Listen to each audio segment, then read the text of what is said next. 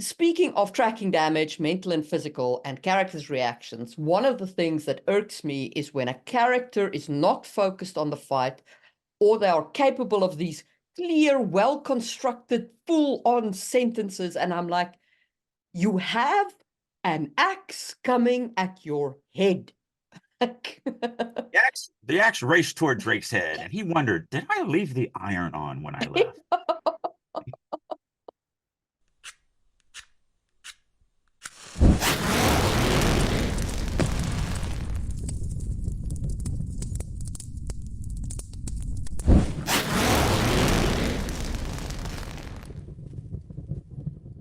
Hello, Happy New Year, and welcome to Season 4 of Releasing Your Inner Dragon.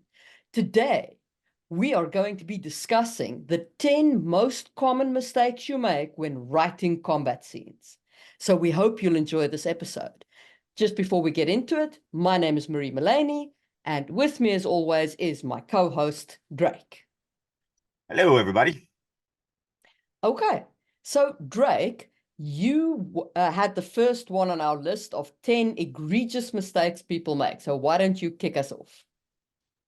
Yeah, it is near and dear to me, and it's not just in fight scenes. I mean, this is obviously throughout the entire thing, but it's really bad in fight scenes, and that is filtering.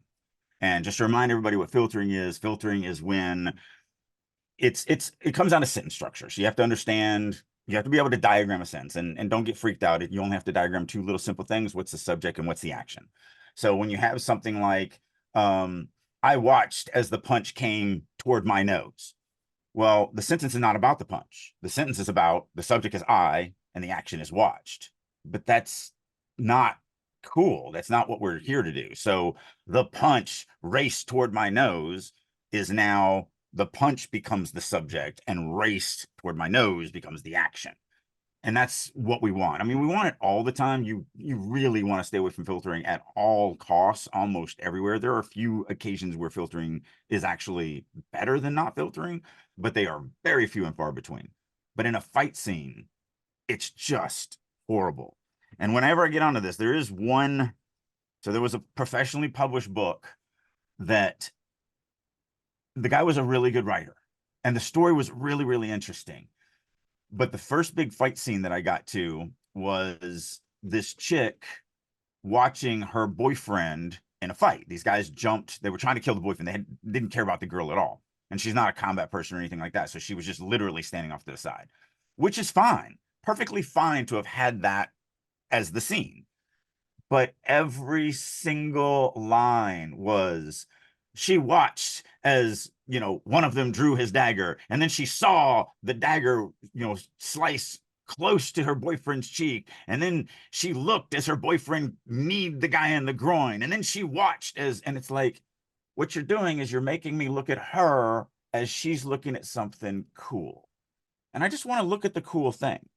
And I get it. I get why people do this, because they're like, well, wait a minute now. She's the POV. If I don't say she's seeing it, how will anybody know that she's the one seeing it? And I'm like, because she's the narrating character. Everything that is seen, felt, smelled, tasted, heard is her. You don't ever, once you establish that POV character, as long as you hold your POV, you don't have to keep doing it over and over and over again. So I would like to just say what I think perhaps that author was trying to avoid. They didn't do it well, they didn't do it right, but what they were probably trying to avoid was having the narrating character vanish inside their own scene, right? Because obviously everything is now about the fight, and so the narrating character kind of seems to disappear, okay? Which you can avoid by coming back to the narrating character to describe how the fight is emotionally impacting the character. The emotions that are evoked in the character by watching her lover or husband or whatever, brother, losing the fight or winning the fight. Either way, like what is going on inside her, and that then keeps bringing it back to the narrating character. Yeah, so just to tag onto that, because that is something I teach all the time. It's not about describing the story for the reader. It's just about describing the story as it's affecting the narrator to the reader. And so, yes, bringing that in. But there's actually a second point to that that I didn't think about, because it goes into how I teach dialogue and talking head syndrome. When you have just dialogue after dialogue after dialogue, people are doing, like, look at me. I mean, I've got my hand doing this to do this. You know, I touched my hat. I'm playing with my beard. There's all sorts of things that I'm doing. Those need to be described because it'll blossom the world for the reader. When she's standing there, yes, we want to get her emotions to it. That's 100% there. But she's also doing something. Maybe she's shifting, maybe she's squatting, maybe she's gasping, maybe she's whatever. She is doing things. And so those can also be brought. So not only her emotions of what she's experiencing being on the sidelines of this fight, but she's physically doing something too. So both of those things are ways to make sure that we keep that narrating character in the scene without having to filter one single time. Exactly. Okay, so the second one is one that is near and dear to my heart. And it is Shocking. one and it is one that I have a particular hatred for, which is odd because I run a world building channel on YouTube. So I love world building. I'm all about the world building. I will build in all kinds of weird stuff into my worlds. But combat is no place to expound on world building. If you have a cool magical sword and you stop the combat to give me the history of this blade before the dude swings it or as he swings or to block it, I promise you, I'm going to stop reading because you've just completely broken my immersion by info dumping on me in an action scene. Yeah. You can do small things. So I've read this before, but because I read this when we were talking about manipulating time. But here's a scene with one of my characters that's in a fight with 5 dudes. And this is the first time his sword has been drawn. So we're several chapters into his story. Swords are very, very big and important in the fantasy world. Most are named and they're cool or whatever. So you can do little things, but it has to be so small it doesn't interrupt the flow of the action. Mm. So in this paragraph, pivoting, Clytus faced his attacker. As he moved, his sword slipped free from its sheath with a whisper of metal on leather. A steel saber forged by the essence during the War of Power, Deroshi stood a pace long. In addition to an etch guard and pommel crafted with artful precision, it held an edge so keen it had never needed sharpening. And then he uses it. Yeah. Like later, there is a scene where he's with one of the other main characters who's a kid, and the kid's very fascinated by the sword, and he goes into the detail of, like, well, here's the history of this sword, and this is what it means to have a sword that's essence enhanced, and all this other stuff. So it's just enough to introduce the sword without, no one even pauses over that. They read through that. It doesn't slow the action down. So it's exactly right. It's the opposite of doing what I use in my training class, where I say, if there's a gore lab that they're fighting and we've never introduced a gore lab, you can't introduce the gore lab. You can't be like, Drake swung his sword at the gore lab. Gore labs are winged creatures from the pit of the abyss that are a mix between dragons and bad children that don't wash between their ears. The sword cleaved the gore lab in twain. Like, no. And how you get around that is, well, the gore lab looks like something. It smells like something. It sounds like something. That's what you That's get. what you get. You Yeah. get what it is. And then later, Drake can be like, what the crap was that? And somebody's like, oh, that's a gore lab. They're a mix between dragons and bad children. Like, after, or find a place before, but Mm. not during. The other thing is, so in the same vein of world building, and I have actually seen this, and I actually could not believe it. So we just entered a combat, and then we went into an extended flashback scene to explain how the main character had trained to use the skill they were about to use in the combat. I just to explain both the skill and how they acquired it. And I was just like, what? Yeah. Like, Well, and they also do it for what? things like because like you did a great job of avoiding this in the Hidden Blade. Mm. But when the magic is used for the first time and it's used by somebody who is skilled at it, they know they're not going to think about it. They're not going to think about where the power comes from and the history of the magic and all this other stuff. They're just going to use the power. And I get why authors are so, they're like, but if I don't give this information to the audience, how will they ever know? I'm like, because the guy's head exploded. Yeah. Like he pointed at him, said Beelzebub, and the guy's head exploded. That's how they'll know that that's what this does. Now, because they don't need to know yet in that moment where it came from and why it works and the, how this character got the Beelzebub power and blah blah blah, because that we can learn that organically as it goes, or before. Again, you can always do it before, but you can also do it after. It's Exactly. so You, in the you in don't the turn a action scene into an exposition. yeah, but it's also, so like we've been working a lot on opening chapters in the writers room in my critique pod, and the number one mistake that I'm constantly doing is hammering on, does this piece of information you just gave, does it affect this moment of the story? Because at the beginning of the story, you just haven't bought the reader's loyalty yet, and so they'll do this, and then this backstory little I mean, even like that piece right there with the Jiroshi. If this was the opening page, that wouldn't be in there because I have not earned my read. But this is chapter 10.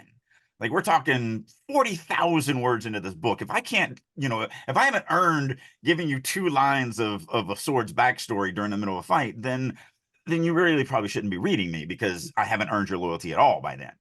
So it is, you do have to think about it like that. When have I purchased enough of the reader's loyalty to get away with being able to do little things and little thing, not like what you just described, like this in chapter 80. If you do this, if you start a fight and do a chapter back flashback of where they got this power, I'm out. You know what the worst part is, and I've just remembered it, and I remembered it because it's almost like I almost have PTSD from this opening chapter. And it was also a published book by a traditional publisher. Yeah. There is no longer a difference between published book quality and indie press book quality. Yeah. So, and I also have to tell you, like, I mean, this was published a while ago, right? So, I mean, it's not like it's a modern book. Okay. So this dude gets attacked, and then like it's the opening scene is him getting attacked. Great. Okay. Good, strong start. The next paragraph goes into he has lived so many millennia as a druid on Earth, and I'm like, are you actually kidding me? Like, and that's a perfect example. Does him living for millennia on Earth affect this moment of the story right now? No, it's information, so yeah, don't do it. Like exactly. especially on that opening page, that opening chapter. Mm. And that's the big thing we've been working on in the writers room is you haven't earned this yet. Hey, pardon the interruption, but if you are ready to take your writing to the next level and work with a group of highly motivated, dedicated writers who are all working to not only improve their writing, but improve your writing, plus you get to work with me on a weekly basis, then I'll encourage you to check out writersroom.us.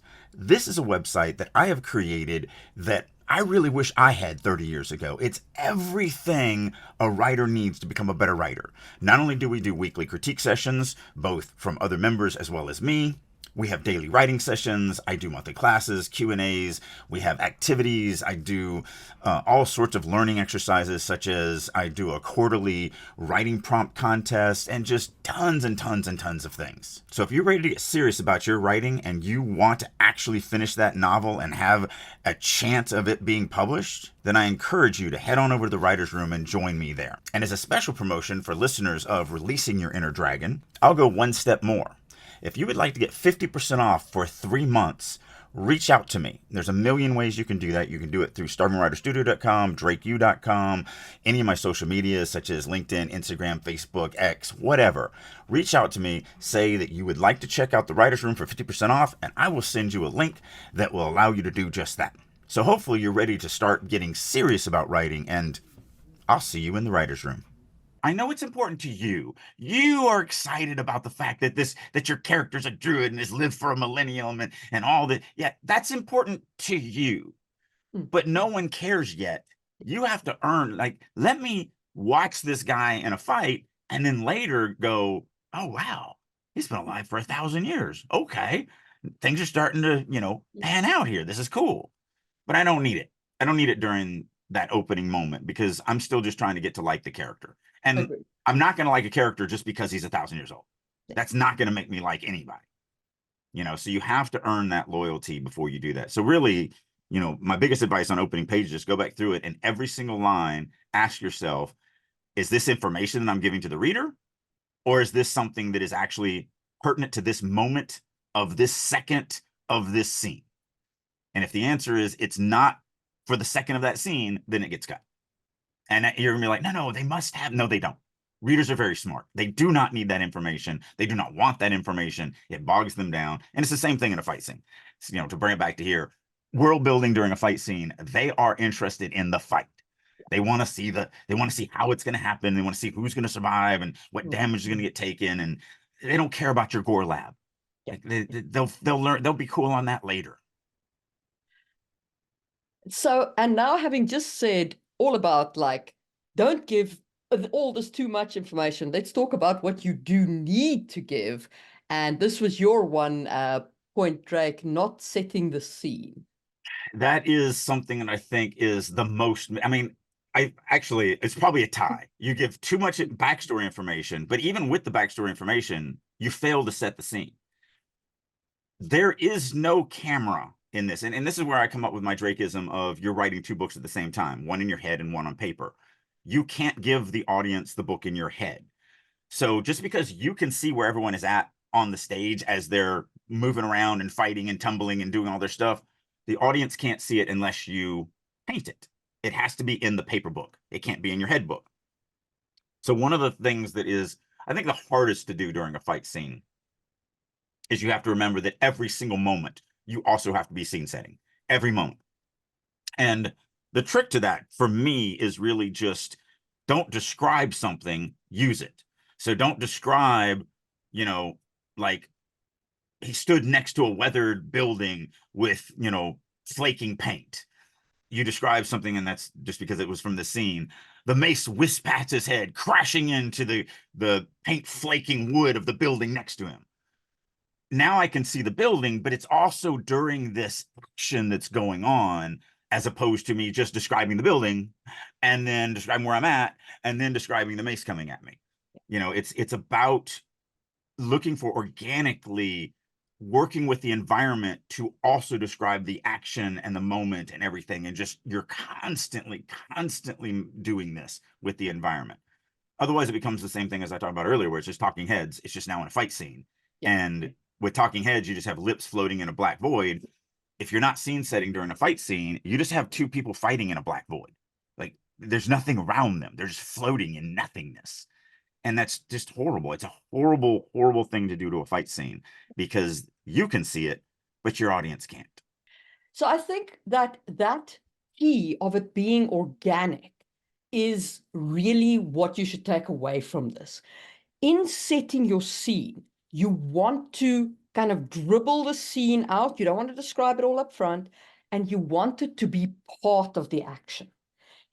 If there's a outcropping of rocks or something like that, have one of the characters pick up a rock and smash it into the other guy's face or something like that. Like use your environment to also set your scene. Tumble over it or, Mm. you know, dodge to avoid a puddle of fish heads or whatever. Um, but the funny thing is yes, that's very, very important in a fight scene, but it's also how I set the scene everywhere. Like Mm. most people start off with that camera shot, and that's why they're writing in free inner discourse instead of actual true limited. And that's fine. There's nothing wrong with starting with an establishing shot. Matter of fact, I recommend it most of the time. But sometimes, and for me all the time, I just have and when I say action, maybe they're just walking through a market, or maybe they're just eating some pie, or that's action. There's movement going on. So instead of like let's say they're sitting at a table and just eating a piece of pie. I'm not going to start off by setting up the room and showing you where the table is and showing them sitting. I'm just going to have them eating the pie, and as they eat with the pie, they're going to be interacting with the table, and they're going to be looking across the room, and they're going to be, someone's going to walk through a door that you didn't know was there, but it's all happening organically. So I'm building the room out when it's needed so that you always know where you're at and grounded at all times. So I agree with you and I disagree with you a little bit. So I agree with you in that you must continuously build out the scene. But in a non-combat scene, so in a non-combat scene, I do feel that there is some value to spending at least a sentence or two up front in giving the kind of scenario, because Yeah, that's right. And otherwise, I did say that. I yeah. said, that is the way you should do it. Yeah, no, but I'm just saying, like, not necessarily a wild panoramic shot or whatever, but if you don't establish, let's say, the character sitting at a table with another character, right, in kind of the opening paragraph, it can feel to the reader like the other character is ambushing, like that's Right. just popped into existence. So you've got to be a little bit aware of how that can come across. And thanks for that, because that's what I meant. I said it poorly. You do, I mean, because that becomes now a 400 foot of rope scenario where it's Yes. like the hero's stuck on a 400 foot cliff, but luckily he remembered to bring 400 foot of rope. Like, no, you do have to set it enough Mm. to, but like using that example, I might start, and this is a fictitious scene, and I hate writing out of my mouth, but I might start with, Drake looked across the table at Marie, as she sipped on her wine. Yeah. Yes, you want to. So that's how I set scenes instead of starting off with a Drake and Marie sat in a cafe on the corner of Fifth and Main. Mm. Marie had ordered some wine. Drake had ordered some apple pie. They had gathered together to talk about what they were going to do, for their next novel or whatever. Like, Yeah. I don't, right. I mean, there's nothing wrong with that. That's a legitimate way to open the scene and set everything up. I That's just mean, not the way I do there's a it. lot wrong with that. Well, But writing out of my mouth, but it's an example. yeah, yeah. But I hear you. Yeah, Yeah, for me, that scene would start off with, I'd look at you and then I would just say something like, I exactly. can't believe this is where you want to take the story. Yeah. Like, and then you're right into this conflict on Mm. the second sentence of this opening scene. Yeah. And then, the waiter's going to show up because they can show up, and, maybe whatever. Maybe Yeah. I turn and look over the other people that are sitting at the outdoor cafe at the Yeah. ocean view beyond. Like, I'm going to build it that way. Yes. But you're right. You can't, the immediate stuff you have to immediately introduce. Yes. Um, but yeah, Okay. but So it's also not bad to do it the other way, where yeah. it's, you know, on a bright sunny day, Drake and Marie sat in an outdoor cafe talking about what they were going to. I mean, Yeah. that's happened a million times too. Yeah. So we've spoken about filtering and world building and not setting the scene. So basically about information. But Yeah, there is something else that you can do that seriously is not great in terms of information, and that is too much stage direction. So I think that I should define what I mean by the word stage direction in this case. I mean, saying things like he turned to his left, he picked up the sword with his right hand, and then he rolled. And, there's too much like words that would be in a stage play, as gotcha. opposed to prose that just flows and leaves something to the reader to think about. Yeah. Up, down, forward, backward, left, right. And especially for me, it's the next, then, like, he did this, then he did, like, it's the next sentence. I'm going to read it in order so I know what's happening next, because I'm going to read this part first, and then I don't need the then, because then I'm going to read the next part. And obviously, to me, that happened next. Like, you don't need to tell me next. He, you know, tried to stab Drake in the face. Like, obviously. So yeah, those words are they're just fluff, and they slow the action down. Agreed. So, having said that, let's talk about not writing in an action reaction way, which was your Number 5. Yeah. Yeah, and this is something I talk about in my anatomy of a fight scene or anatomy of an action scene class. And I don't think people realize the importance of this because, you know, we're varying our sentence structures, and so we're doing dependent clauses, independent clauses, introduction clauses, trailing clauses, all this stuff to try to make it interesting so it's not a rote read. But you've got to be careful because it really comes down to this. People can't actually read fight scenes faster than they can read a dialogue scene, but we want to give them the illusion that they are. And so there's a couple tricks that we're going to do. We're actually going to talk about another one next, but let's just talk about the action reaction.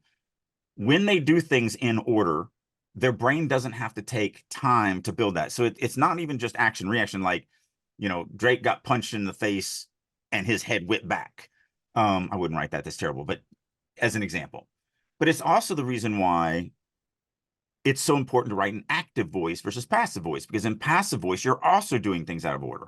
So in other words, a passive voice sentence would be like, the boy was bitten by the dog. Now it's a very short sentence, so obviously I'm exaggerating this. You have to extend it out to an entire scene, but the brain basically has to build. Oh, there's a dog. I mean, oh, there's a boy. What's the boy doing? Well, he's getting bitten. What? Oh, there's a dog that bit the boy. And you have your brain, and yeah, that's a tiny little thing. But when you think about it from a whole fight scene, when things are happening like this, you're constantly making the brain do this little gymnastics as opposed to just the dog bit the boy, because then the brain sees the dog, the brain sees the bite, the brain sees the boy. It's in this order. So it's the same thing with your action.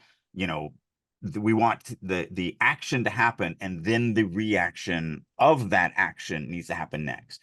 Now, at the beginning of a fight, when things are confusing, whatever, sometimes it's good to throw things out of order because it will, you know, keep the reader confused because the character feels confused.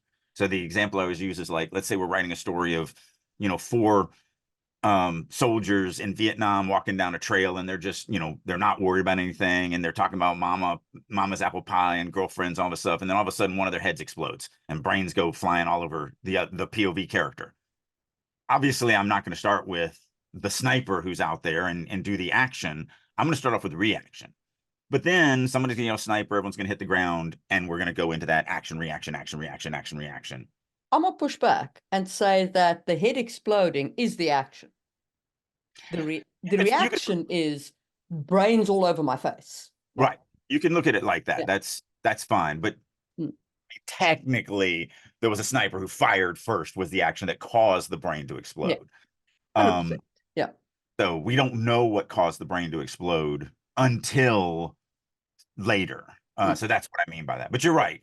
The action would be the head exploding, and the reaction would be taking the blood and gore in your face for somebody that you were just talking to about, you know, stuff, baseball and apple pie and home and girlfriends and all of that. Yeah. But once it gets started, once everybody's scrambling and trying to get cover and firing back and everything like that, it's going to be, I do this and then this happens. I do this and this happens. I do this and this happens. They do this and this happens.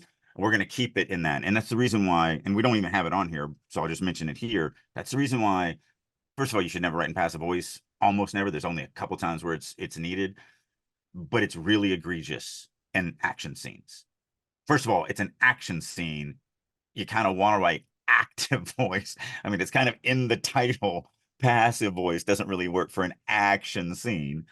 But the big reason is it's just, it literally does slow the brain down a little bit to have to reformulate those sentences so they see what happens. If you just let them see it as if they're watching a movie, it just makes everything flow so much better. So always writing in an action reaction method once the fight starts, I think, is vitally, vitally important to really having the reader. I mean, the big thing is, and this is a stupid statement at its face, but we don't want the reader thinking during an action scene. And what I mean is, we don't want them thinking about what they're seeing. Sure, they can think about what's going to happen, and they can think about, you know, the excitement of it or whatever, but we don't want them going, wait, what just happened? Yeah. Because then they have to reread it, and guess what you're not doing if you're rereading sentences over and over again? You're not flowing through the scene. And I've sometimes heard people defend this by saying, yes, but combat's confusing, and I want the reader, you know, to feel that confusion. I'm like, yes, sure. But you don't want to cause that confusion by having the reader need to reread sentences looking for what just happened. It's still about them watching a movie flawlessly on the canvas of their imagination. They can be confused by what's going on as long as they can still see all of it. Yes. Okay. Then one of the things that really irks me in combat, well, it irks me in general writing, because maybe because English isn't my first language. So when a sentence gets out of hand, I get a little like, wait, what is going on in the sentence? And what am I supposed to be keeping track of?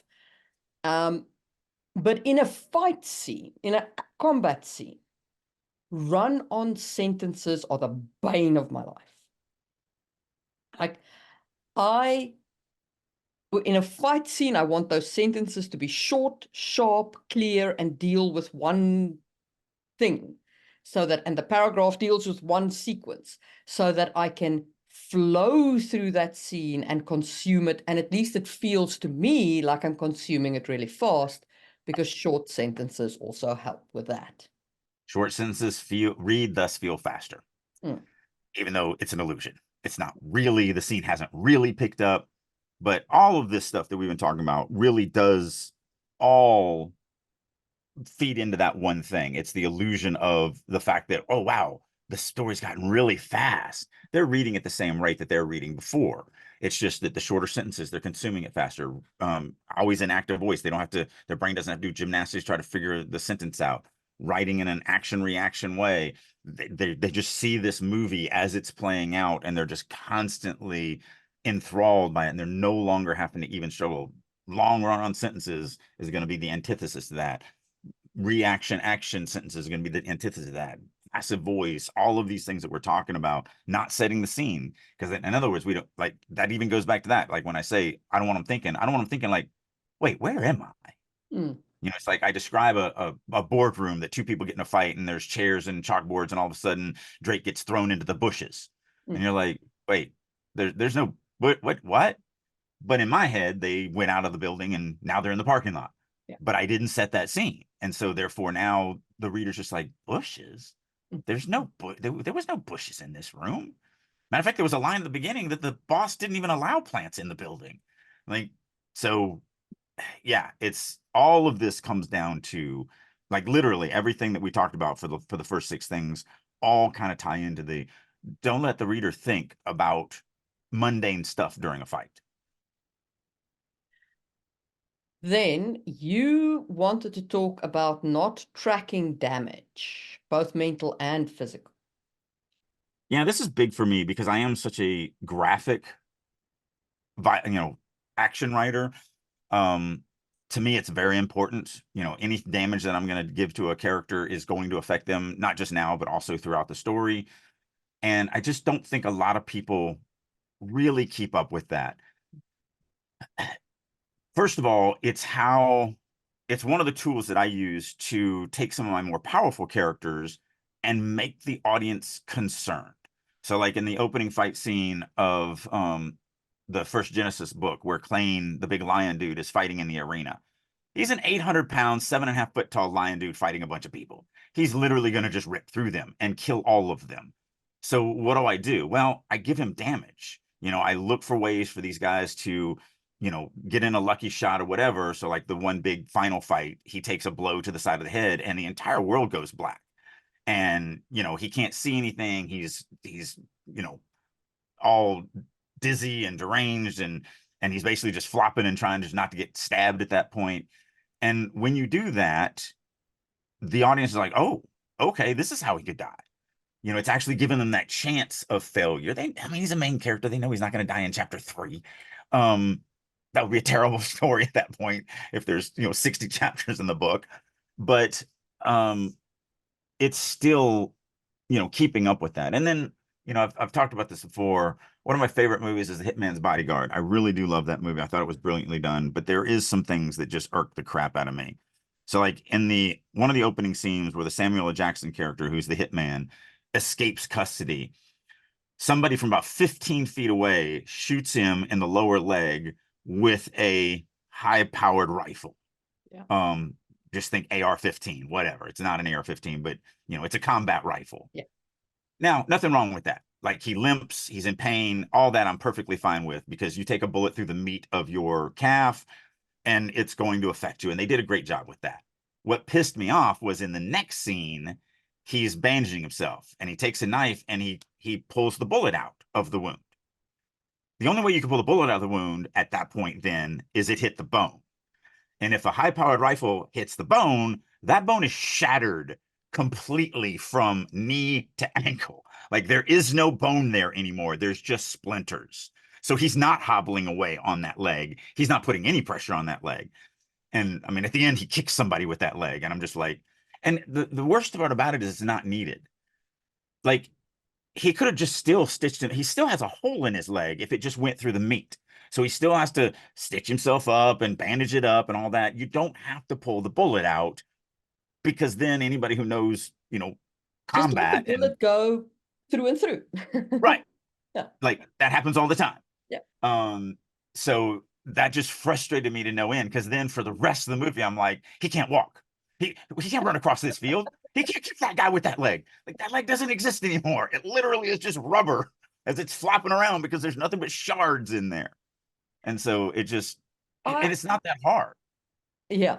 I do want to talk a little bit about mental damage and the difference between characters. So my main character in Sangwell Chronicles here behind me is Louis the Assassin, right? And he has a very different reaction on a battlefield to like a farm boy would have, or perhaps even a soldier would have. Because a soldier still looks at himself as like a combatant facing other warriors, right? And it's a struggle for life and death, but it's one that you face head on. Louis looks at problems that you can solve with, it starts with S and ends with litting their throats, like, Yeah. yeah. Like, oh, So, this merchant is taking me for more money than I want to pay him. Oh, I could kill it. yes, I could just kill him, like, you know. And that does make, of course, for a very different approach to battlefield psychology. So you do, but if you're going to have a character like that, and it's the same with your character Elith, if you're going to have a character that is so divorced from violence that it doesn't bother them, then you need contrasting characters, because otherwise it looks like everyone in your world is like this. So, and and And unless your world is like that. actually, I never thought about this, but Louis and Alith are actually really cool test subjects, because Louis knows what he's doing and doesn't give a shit. Yes. Alith has no concept of death. I mean, she cut someone's head off, but she doesn't realize what that actually implies. She doesn't know that there's a moral value to that. She doesn't get any of that. And then if you throw Klain into the mix, the big lion dude, he actually is offended by not killing somebody who's trying to kill. Now, he would never do anything to somebody that doesn't deserve it. So we wouldn't do like Louis. He doesn't see death that way. But like at the end of that book, there's the scene where he finally gets the bad guy, and the little child is like, you've beat him, don't kill him, because that would make you as bad as him. And Klain kills him and is like, I'm better than him. I'm a Kithian. I'm not a human. Like, why would I ever insult myself by not killing my enemy? Like that would be an insult to me. And so again, that's just a different attitude of how they face the tactileness. And then you're right, the farm boy is going to be like, it's impactful when you take a sentient life for the first time. It is, I mean, PTSD is real, and soldiers who come back and have hard times incorporating themselves into society is real, because this stuff takes a mental toll on people, unless they're a psychopath. If your character's just like, I mean, Louis kind of a psychopath. Like Yeah. he just is. Yeah. So he's a little bit different. Mm. But if your character is this heroic, person who's trying to do the right thing, they're probably not going to be all that comfortable just taking a life. And this can be both here or in number 9, but it's the reason why I loved how they finally did the Spider-Man character in the new series of Spider-Man. So the very first one with, I can't remember the kid's name, whatever his name is. Whatever. So in all the others, like the Tobey Maguire ones and all of those, it was never Spider-Man to me. They just never, because Spider-Man is one of my favorite superheroes when I was growing up.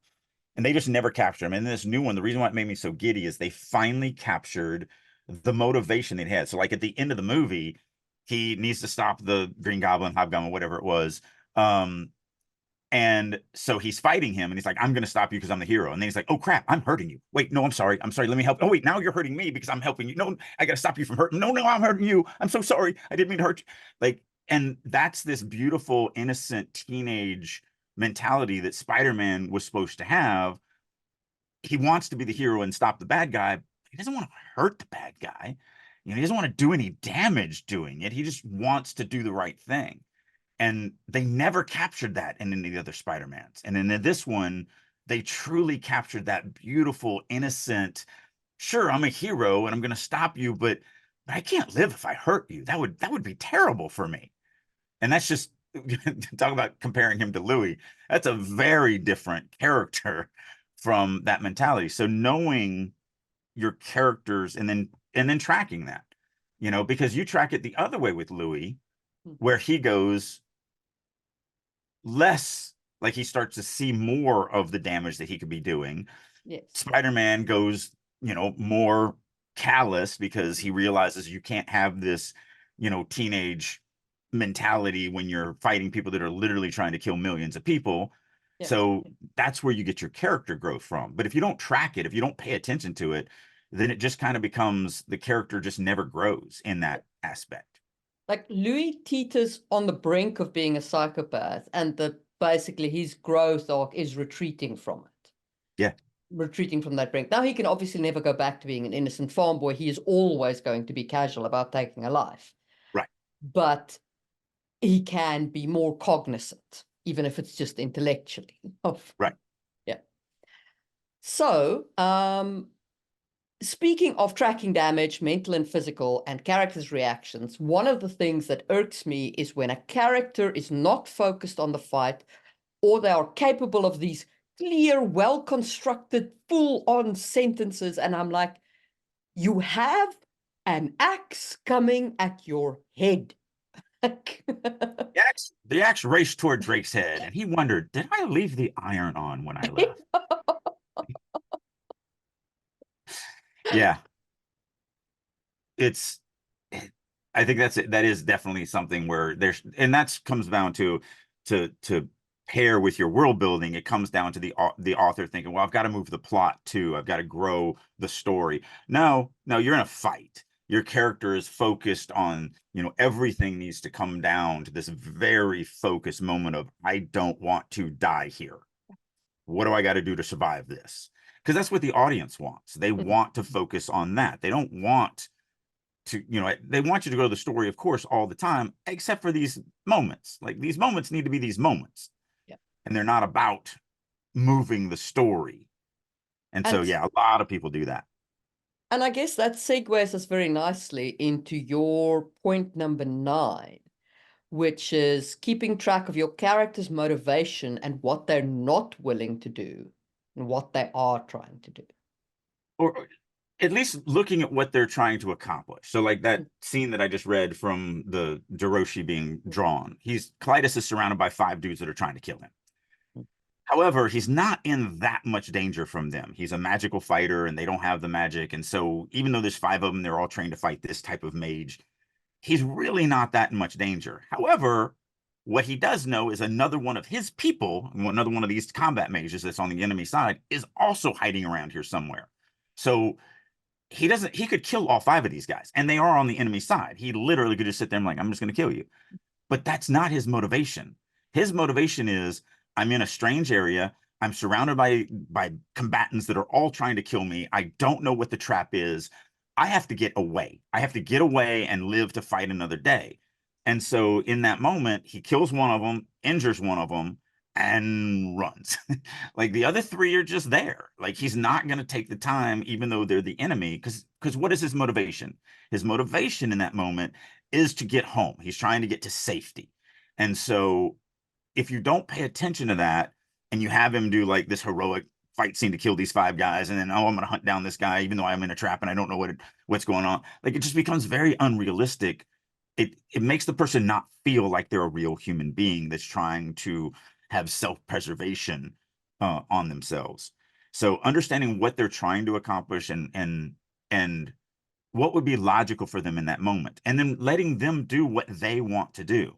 Clytus wants to escape. I may want to have him kill those other blood priests, but who cares? Clytus doesn't want to do it. He wants to get the crap away and get home so he can be safe behind the walls of his villa, because there are bad people out there trying to end his life.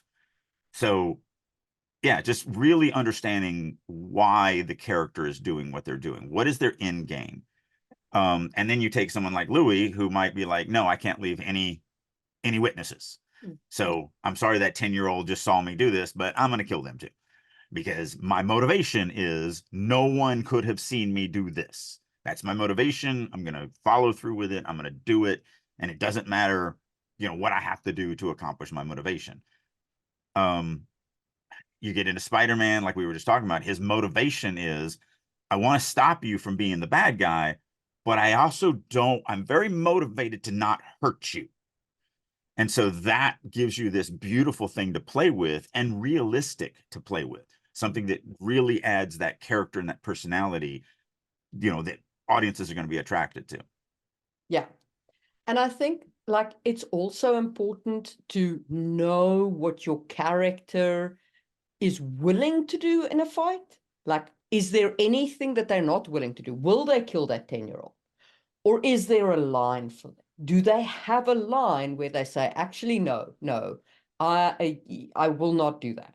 Like, even if my life is on the line, I draw a line here. Yeah. I mean, that could be a save the cat moment for a character Yeah. like Louis. If he's faced with that, I have to leave no witnesses, but now there's this 8-year-old girl that just saw me. Mm. I no, not doing it. I refuse, and that's that save the cat moment where it's like, oh, he just murdered like 30 people, but he didn't murder the little girl. He's a good guy. He's my kind of guy. He's my kind of cold, heartless assassin. So yeah, I mean, it depends on what you're trying to do. And that's why I think a lot of people, and this is off the subject, but just from a storytelling standpoint, I think that's the biggest thing that people miss from a big standpoint, which is the character has a motivation that you're trying to do, and you aren't running the character, you're running the world. And so what you do in the world is constantly force them to make those tough decisions to not only connect them to the reader, but also drive them through that story and have them grow. So if you throw a little 8-year-old girl at this assassin character and be like, all right, what are you going to do?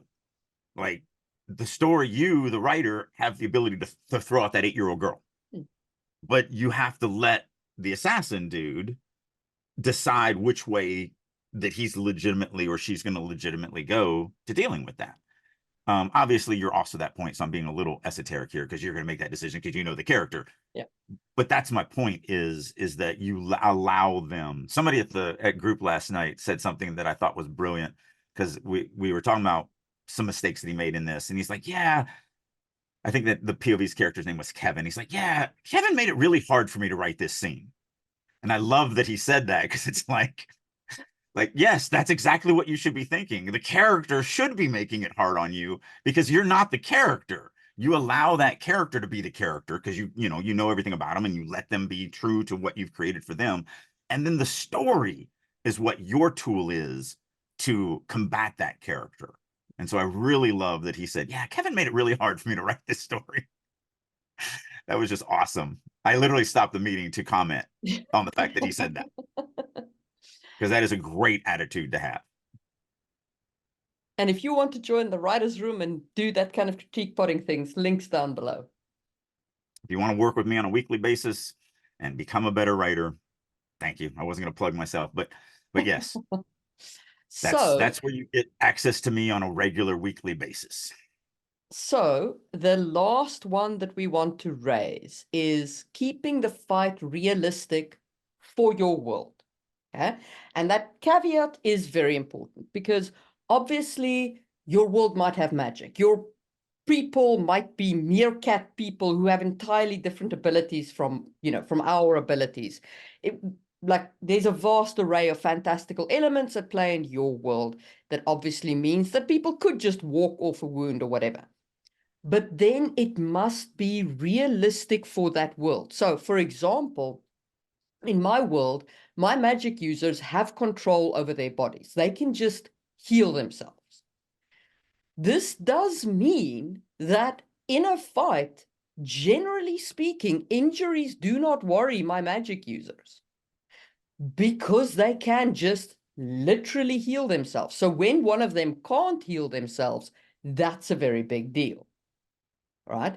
But you must keep the fight realistic for the world, like with the bullet through the calf, of course, but also in terms of what people can do.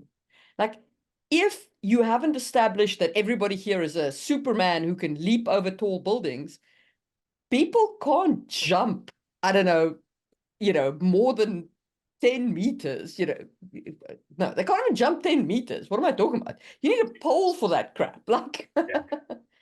yeah. Yeah. Um, And it's that's one of the reasons why I like writing multi POV stories. So like just in Act One, the Alith character, who her body is really kind of this shell that she's not really attached to, although she kind of is. It's a weird thing, but she's more of an entity that lives inside of her body. Um, in the fight scene that she gets into, they break several of her ribs, and she doesn't even really think about it. She's like, whatever, I'll deal with that later. And that in this scene right here with the Clytus and the blood priest, he takes a crossbow bolt in the side, and it is, even though he is a mage that deals with, their power is their body. They're fast, they can improve their strength and speed, and they actually can take more damage, but still it's a human body. And so, that dichotomy between the two characters, of one that you could literally break her ribs or stab her in the gut or whatever, and she's like, whatever, I'll deal with that later. It's not even going to slow me down, because that's the magic that she has. That's the type of character she is. That's the realism in this world, versus, sure, I'm a mage, because they can't heal themselves. There is no healing for what Clytus is. So if he takes damage, like, he just takes damage. He's going to heal like any other human, after there. Now he can mitigate the pain of it. He can, isolate it with the magic, but that doesn't take away the actual damage. So like there is a scene later where one of his arms basically becomes useless. He gets stabbed in the shoulder, and he has to finish that fight with one arm just kind of dangling there as he's trying to do his thing, because he's still human. He's still, yes, he can use his magic to go, okay, the pain isn't going to debilitate me. I can just close it off, but the arm's still not going to work. It's still out of commission. and So yeah, it's about being realistic and and setting your rules and then following your rules. I do want to highlight here that you notice the difference, right? In Drake's world, mages take that damage, and you've got to consider that damage. You have to work within the limitations of those damage. In my world, mages literally just heal themselves almost instantaneously, sometimes as they take the damage, right? As long as everything is still in alignment, because they can't reset bones. So as long as it's just a wound, like a flesh wound, they literally just heal it. It's merely a flesh wound. Exactly, right? Your arm's off. They walk it off.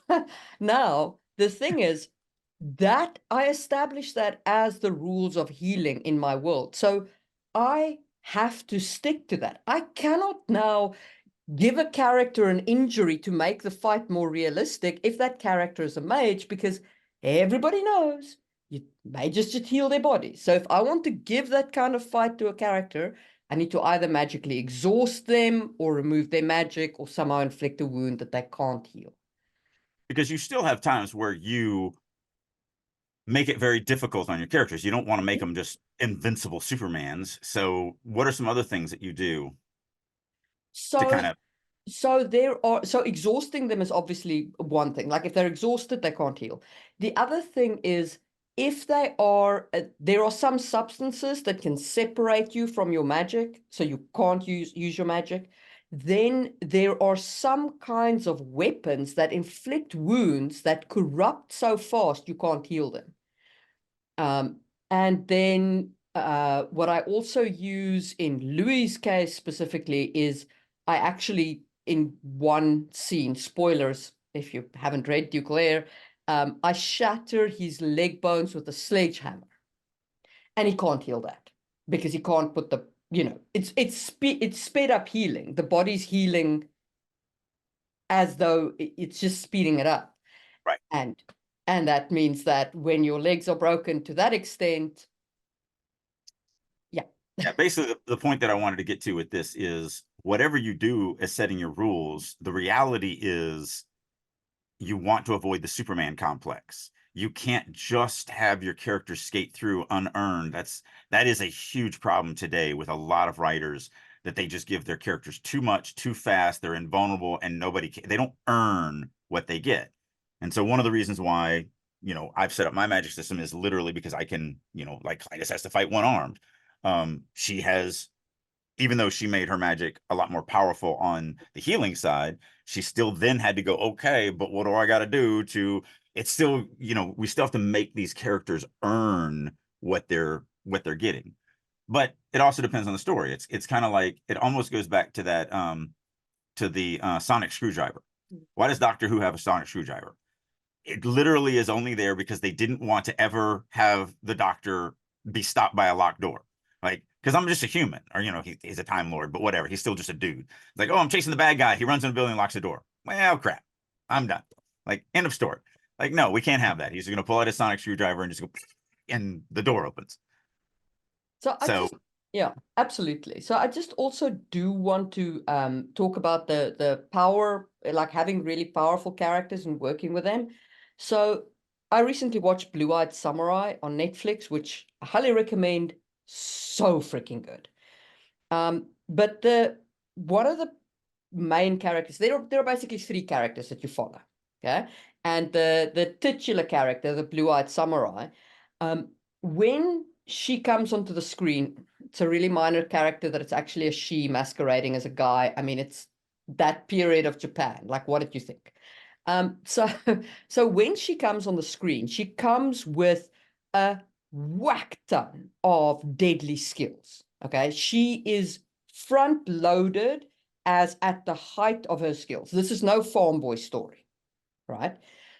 Now, her conflict and the whole purpose behind her combat and everything else is an internal journey about how revenge is bad. So, and this has got nothing per se to do with combat, but just talking about like these high front-loaded characters, because I have the same with Louis. Louis is an assassin at the height of his skill. He's not, learning new assassin skills or anything else like that. He is powerful out the box. And when you have a character like that, it is critically important that you have a strong internal conflict storyline that will still endure this almost Mary Sue character to the audience because they can feel the conflict internal to the character. Yep.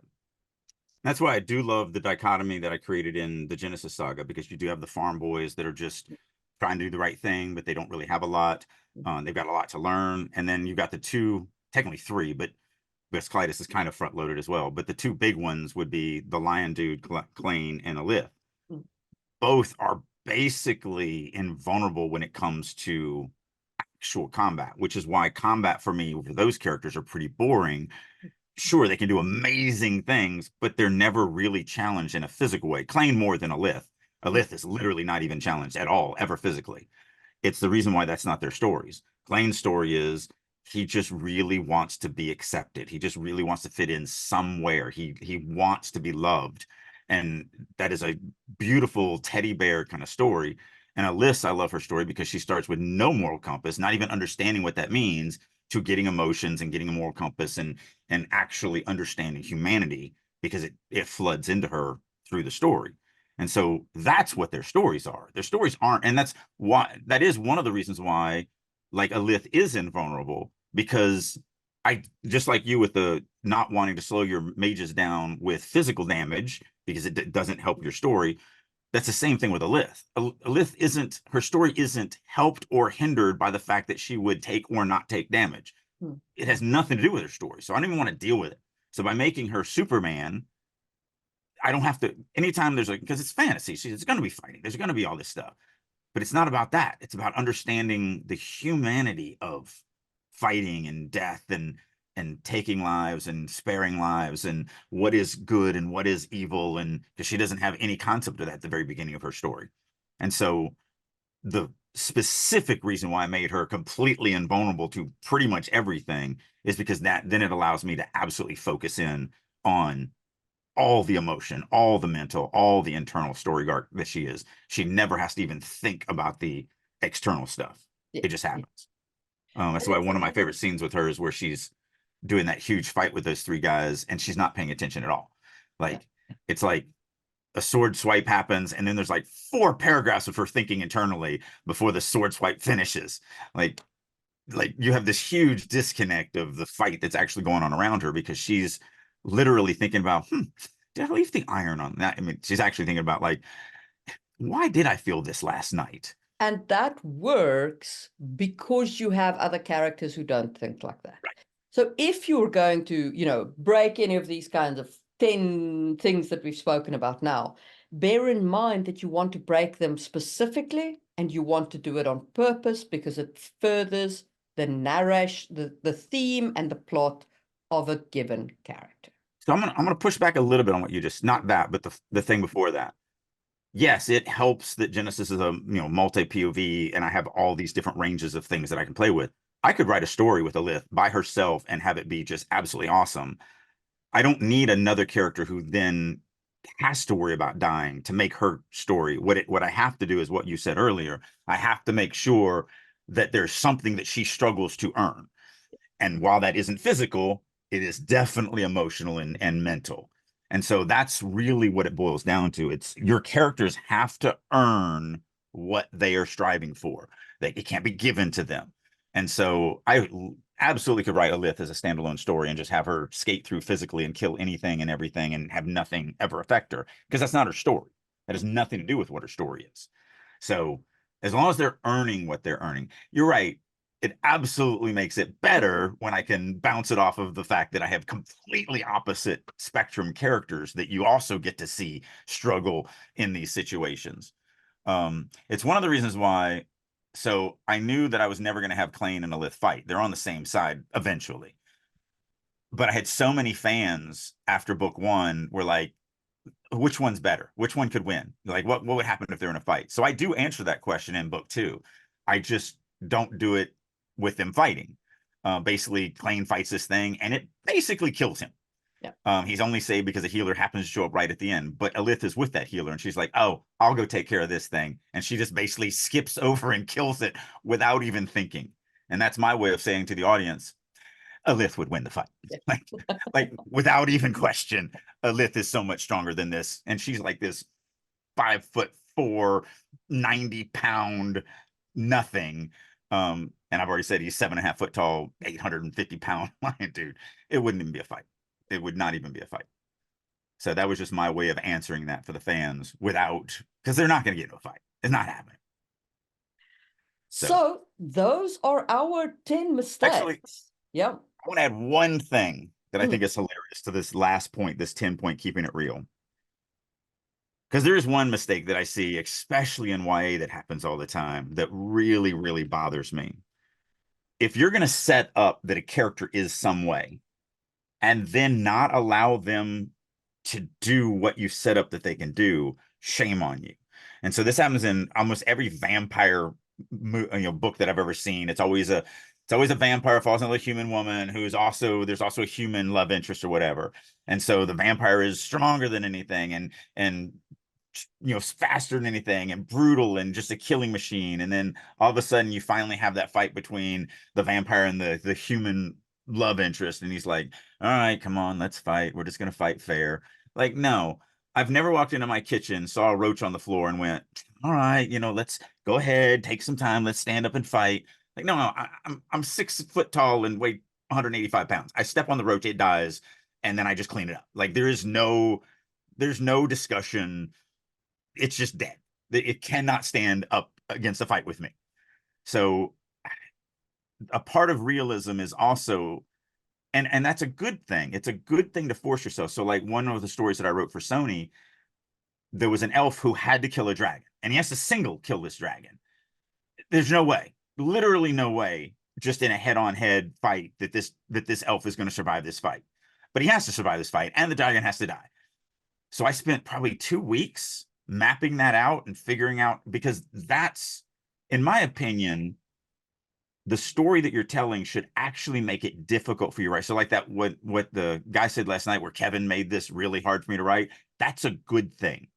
You want to have to struggle to figure it out, because it's the harder you work to finally get that solution, the more enjoyment the reader's going to have when they go through it. If it's just this easy thing and it's obvious where the story's going, no reader enjoys that.